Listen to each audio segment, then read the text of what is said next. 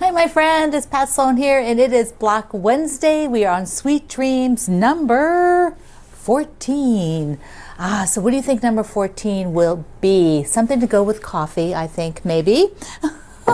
They all go with coffee, don't they, Sweet Dreams? So we are on Cheesecake. So first let me show you the block, because I have a little cheesecake story. So here is version 1, and then in the other colors, version 2. So these are, I really like this block because I think it looks like a ribbon woven around the center of the plus sign. So I think they're really cool. And I'll show you a little bit about the construction of these. I have some video insert for that. So first the block, the directions and the bonus. So it's in repeat with a little sashing that I think makes it have some really interesting sort of mosaic look to it. So cheesecake for me, my biggest memory is I used to work my first career. This is my second career, but my first career was in computers, and I actually worked in the as a software developer for Anheuser-Busch company. I was a contractor there, and at the time, Anheuser-Busch, when I was there, our computer department was a bunch of foodies. This was before foodies was even discussed. I mean, we had a company newsletter and there was always a recipe in it. There was all kinds of potlucks all the time. People brought food they made all the time. I mean, there was no Food Network. There was nothing like that. You shared recipes you found in the newspaper. Remember, we did the strawberry bread. Came from, I had one of those from the St. Louis newspaper. So in our department, one of the managers, his name was John, he would make this fabulous cheesecake. But John was a quiet dude and sort of intimidating. I don't think he really was. He was just a quiet guy. He wasn't my manager. I didn't work with him. So I didn't know him very well. And they needed to get the newspaper people, the newsletter people wanted that cheesecake recipe for the newsletter. Well, I was put in charge of asking John for the recipe. And it was so horrible because the poor guy, I guess he just would forget. We didn't have emails to send to ourselves at home to remind us to bring in a recipe. So it must have taken weeks of me going every so often, very timidly saying, hey, did you bring that recipe in for the newsletter? So finally he did. Finally he brought the recipe in. Everybody was so happy. That's my cheesecake recipe story. So there's all kinds of different cheesecake. You can make one today to go along with your block, or just buy a slice, which is probably what I usually do because I don't need a whole cheesecake. Just one slice is good. So I'm going to put these two blocks, let me just show you what they look like up with the others. I'm going to put them on the side just because, there we go, because I can't reach the top. And you know, there's still 3 more weeks of Sweet Dreams, and that means 6 more blocks, which will go all around this. So we will be able to place them then where we want them, you know, how it looks good for your quilt. Some of you are mixing up in a few of the other bonus 10-inch blocks that I gave you during the basket one, which is kind of cool. So you'll have a little bit more variety if that's what you want. You can do that too. I have a few tips for laying this out so that you keep everything in order. So let's take a look. The best way to handle this with doing both blocks at the same time for me is to lay them out on the board. So first I made all the half square triangle units, and then I paired them up with what they went with. So, you know, here it goes with the white and here it goes with the dark. So I've got those all set. This is the dividing line, one block and the other block. So use your pattern, and you can see you're going to make 2 units with the half square triangles. One is like comes out 4.5 by 4.5, one's 2.5 by 4.5. And so that is all laid out. And then I went ahead and put the center square. See, there's a center square, and I put that with the block on the side here, and it just sort of stays there on the side with the backing. So these design boards are just fabulous for this. So now what I can do is I can sew these units, and then I'll sew the smaller units, and then I'll be able to just go by the chart and assemble it. The units are now sewn. As you can see, these are all made up, and so are these. So we'll take one of these off and just lay out one block, just so that you can see what it looks like. These are the four corners, so you pick them up and they rotate. So it's the same block, it's just rotated. There we go, and rotate one more time. So here are the outer corners, and now we take the strips and put them in here. Now I did do these as all squares and half square triangles just because I like the way they will nestle up to meet. You can do them, you could do this as a rectangle, you could do this as a rectangle and do sew and flip. They would be 2.5 by 4.5 rectangle and a 2.5 inch square, same, you know. So you could do that if you wanted. I just happen to do it this way. So I love how it makes a pinwheel and it looks like it's sort of woven behind this big plus sign. Gorgeous. So now I can sew this up and I will do the same thing for the second block. Now, let me just do a quick mail call. Oh, first, do you think I should add a peep? I'm filming this at like 10 a.m. in the morning. Do you think peeps are appropriate for 10 a.m. coffee? I don't know. Maybe. This is one of the other peeps that came in here. The donut shop peep. We haven't opened these yet. Greg and I are like, what flavor do they have if they're donut shop? I don't know. They're they coffee flavor? Maybe. Look, they sort of look like coffee flavor. That might be good. They're the big ones. Floating them in my coffee. I don't know. 10 a.m. sugar high. So Linda in Montana sent me this really sweet note on this beautiful card. Ah, so cute, right? That's a cute card. Spools and thread. Then I had another beautiful note from Sue in Colorado, and Sue sent me a yummy Starbucks card. Yay! So Sue, I will actually have a Starbucks on you today if it stops raining enough for me to walk. Otherwise, tomorrow. So thank you so much for all of you thinking of me. On our calendar, I have a tour for my friend Wendy Shepard's new box of beautiful blue threads, but we had to shift the tour. So the tour will be in May instead of April. So if you see that on the calendar, it has been moved. So just kind of cross it off. You'll see it show up again in May. Now for something fun. If you saw in the title, a carrot bag. I saw a pattern for a free little carrot bag and a bunny bag. So let's take a look at the pictures. Here's the carrot bag. So cute. And the bunny bag. Little bunny ears. So we're going to make a carrot. I have never used this pattern before. It's from Connecting Threads. This is the first page of the pattern. So it is very diagram oriented. There's 3 pages, so it's basically just sewing the bottom and the top, and then making a little casing for the drawstring, and then the pattern pieces. So we're going to do a carrot. We're going to go on the back side here so I can pull out some orange fabric and green fabric. This is going to be so cute. For my family, I'm usually in charge of bringing the Easter candy to put on the table when we have our Easter meal, and usually there's just 4 of us, Greg, myself, my dad, and his wife.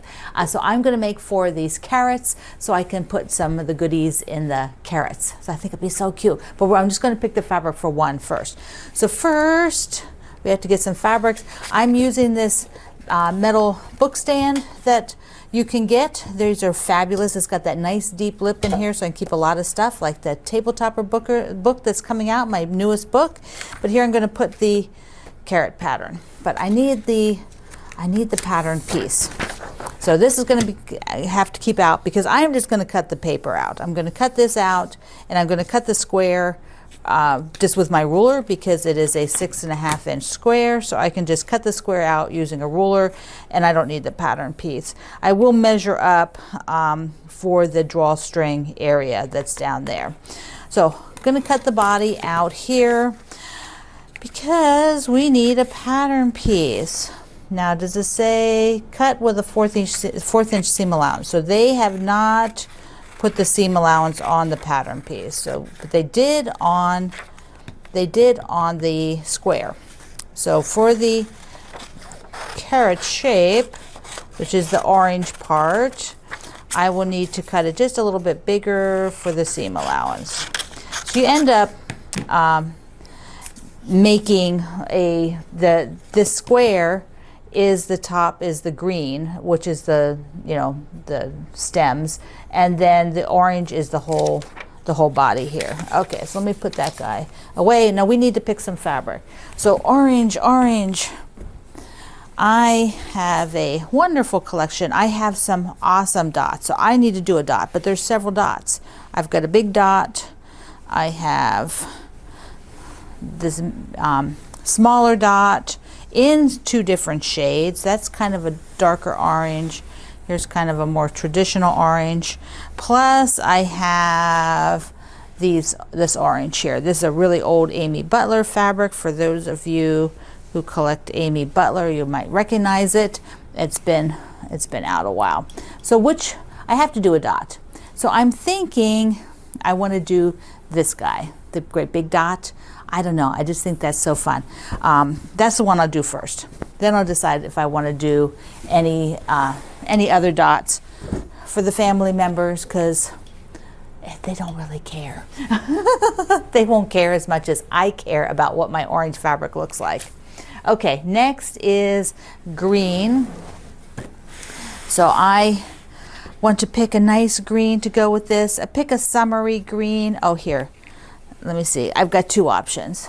So you know, I made these all nice and neat, so like to get them back in there, I have to be careful. So here's a nice springy green.